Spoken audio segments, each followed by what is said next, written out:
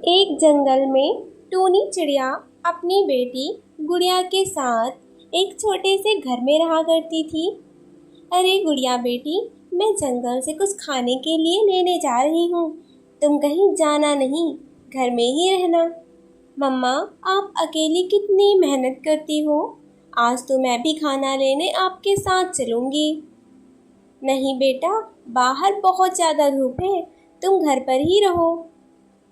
गुड़िया को अपने साथ ले जाने के लिए मना कर देती है। फिर भी गुड़िया टोनी के साथ खाना लेने बाहर चली जाती है। वह दोनों शाम को जब घर लौटते हैं तो वह देखते हैं कालू कौवा और गोरी कौवी ने उनके घर पे कब्जा कर लिया है। अरे गोरी, तुम दोनों मेरे घर में क्या कर रहे हो। अरे मूर्ख चिड़िया, अब यह हमारा घर है। आज से इस घर के मालिक हम हैं। जाओ यहाँ से। चिड़िया, अब तुम दूसरा घर बना लेना।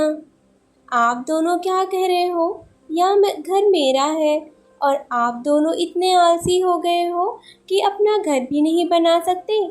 अरे चिड़िया, तुम यहाँ सब हमें ना सिखाओ और यहाँ से जाओ, हमें आराम करने दो।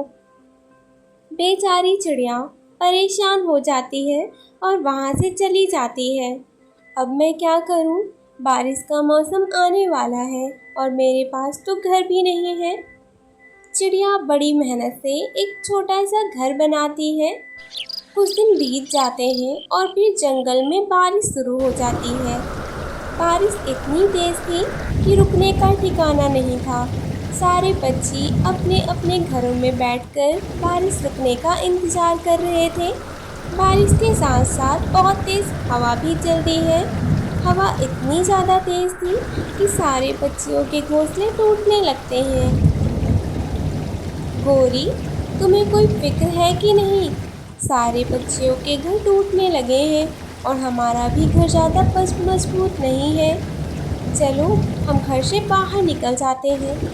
कालू, तुम तो ऐसे ही डरते रहते हो। अभी मुझे बड़ी भूख लगी है, आप मुझे खाने के लिए कुछ दीजिए। गोरी कभी अपनी आलस की वजह से कालू की बात नहीं मानती। कुछ ही देर बाद कालू कौवे का घर भी टूटकर गिर जाता है।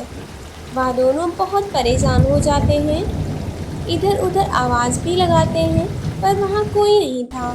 गोरी कौवी और कालू कौवा दोनों चिड़िया के घर की तरफ जाते हैं। चिड़िया, अरे ओ चिड़िया, हमारी मदद करो, हम बारिश में भीग रहे हैं। कालू कौवे की आवाज़ सुनकर चिड़िया जैसे ही बाहर आती है।